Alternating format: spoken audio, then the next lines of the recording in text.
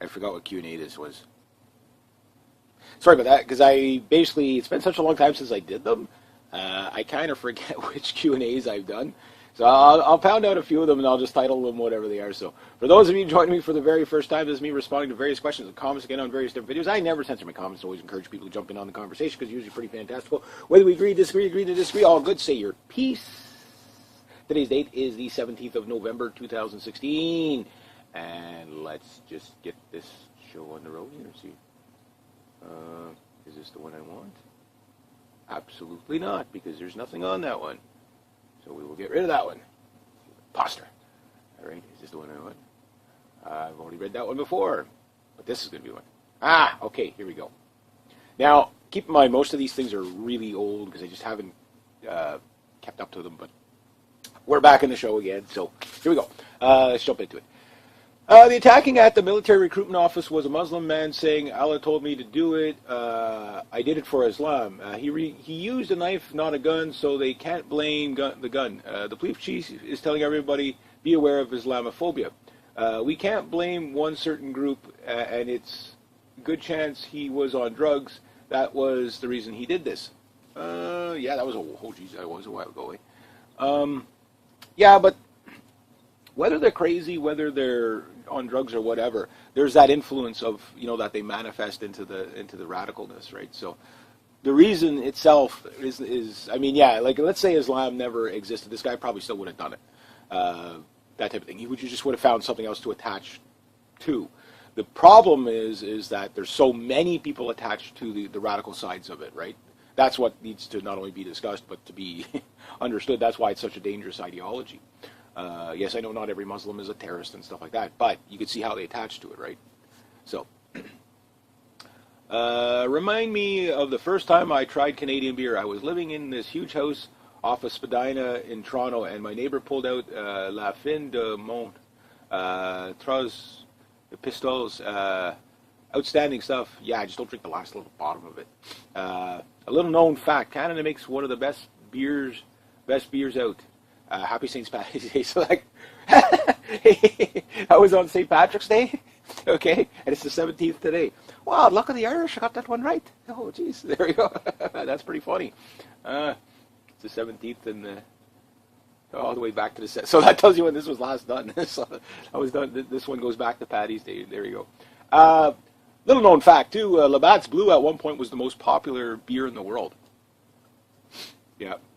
Which Labatt Blue is kind of Anyway, next one goes. If women don't want all the social programs, government only has to create the perception that people want them to pass them. And though they complain about the social programs and heavy taxes, even most people, conservatives, liberal-minded people, have their hands out and see no problem with applying for and cashing that family allowance check.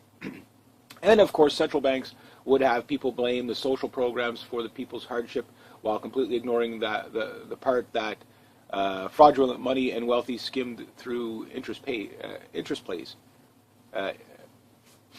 It's a social breakdown. Is social breakdown avoidable? Yes, with complete perception shift. Along with that, people would also have to completely stop paying taxes to the government leeches. Consequences, the government enforcers be damned. Basically, they would need to be from completely different system. No, I do not see that happening either. And even if that were to happen, once the system is formed, the wealthy would quickly move in and manipulate it. Well, yeah, that's why, like I say, we carry the torch forward. We keep fighting it. I think there is an awakening happening. It's happening. It's like Donald Trump was an awakening. Brexit was an awakening, that type of thing. It's getting to the point where people are starting to actually not only get interested in politics again, which is, I guess, a good thing, but they're now seeing how the policies affect them. They're seeing how corrupt it is, and people just don't want the corruption, that type of thing. Now, that said, will there always be corruption? Yes, of course. 10,000 years from now, people will be bitching about something similar, But the thing is that if this is as bad as it gets, we can survive this. You know what I mean? It's just the thing is it's gradually getting worse. You know, in some areas, yeah, there's a lot of improvement, but in a lot of areas, no, like in liberty and stuff like that, it's falling to the wayside, you know, because of political correctness. And the political correctness is the tool they use to ban everything, to get that, you know, the ridicule. I mean, look at how the mainstream media is doubling down on white people right now. It's like, you know, all these, if you voted for Trump, you're a racist and a bigot and you're a Nazi. And I mean, it's just like, okay, and then they think that's going to work how? You know, it's like, it's just not going to work. You know, it just really isn't. Anyway, 20 a year, how can they do that? It's all sounds great, but in reality, it's impossible to do. It's just like saying we're going to have world peace. It's impossible. Talking about and this actually makes the point too. They want to have a $20,000 a year, you know, mandatory income. Basically, whether you work or not, you're going to make 20 grand a year, which sounds really great. But who's going to pay for it? You know, like that's the one thing that I have. Like, I don't mind social programs per se. I'm not one of those people that, you know, oh, get rid of all government. There can be no rules or regulations. Well, I'm not an anarchist by any, you know, not even close. And I don't think even anarchy would work in most cases, let alone some. I know some cases it would work. I mean, anarchy, liberty, to, you know, like libertarian anarchist, they do have a lot of good ideas. Like, okay, well, you know, if it's not hurting anybody, just or the environment or whatever, let people do their thing. Okay, fine, you know, that type of thing. But there's also Rock and Mystery talked about it as well. How libertarians have kind of gotten hijacked by the left, where it's to the point where, you know, well, if you have a child that consents and gets molested by somebody, well, it's consent, so then, you know, liberty, have that. I mean, no, that's kind of, no, you have to save people from themselves to a degree. I mean, you can't save everyone, I get that, but there needs to be rules in the society that, okay, well, if a person's going to do heroin and they're not hurting anybody, you know, well, fine, you know, just let them do the heroin and whatever, and, you know, completely legalize it, no punishment whatsoever. But it's such a bad, like, I mean, people doing heroin, you know what I mean? Like, that stuff's so addictive and it destroys so many lives. I think it's worth intervention on that. You know what I mean? Like, it's just things like that. That's where some of the libertarians lose me. And I think Rock and Mystery talked about how, I forget what term he used. It wasn't libertine, but it was something a little bit different than that. And that these people were basically really advocates of the left.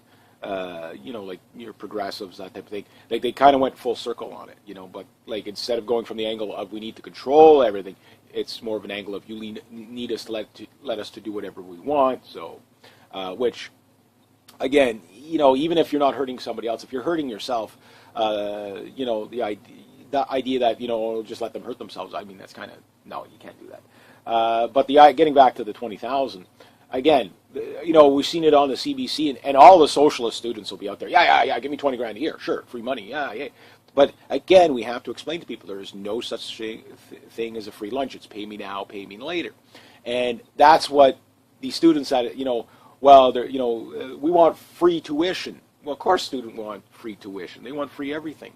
But the question really isn't whether or not they get free tuition. The question should be, why is it after I've paid all that money to go to school, there are no good jobs for me? That should be the real question, right? So, and again, how, you know, like exactly, you know, think about, okay, 36 million people in Canada, those eligible for, you know, to work. I don't know how many kids there are versus adults or whatever, but just those eligible to work. We'll just ballpark it at 30 million, just for argument's sake. We'll say 6 million children in the country.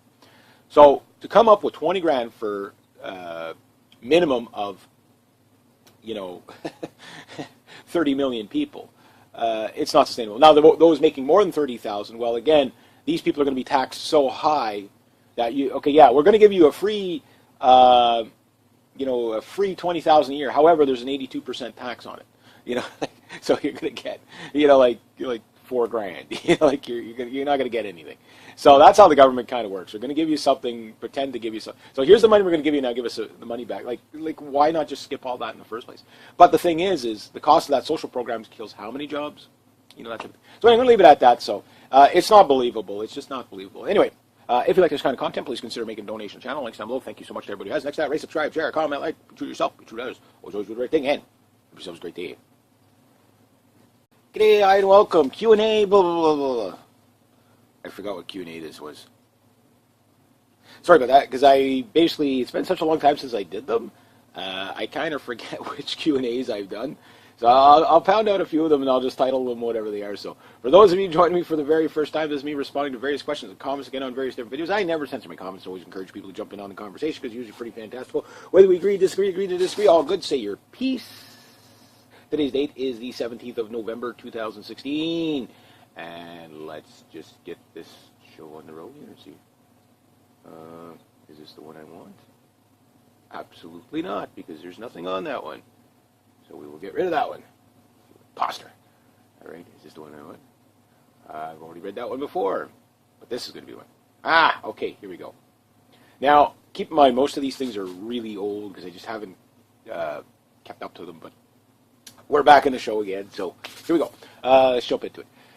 The attacking at the military recruitment office was a Muslim man saying, Allah told me to do it. I did it for Islam. He used a knife, not a gun, so they can't blame the gun. The police chief is telling everybody, be aware of Islamophobia. We can't blame one certain group, and it's a good chance he was on drugs. That was the reason he did this. Yeah, that was that was a while.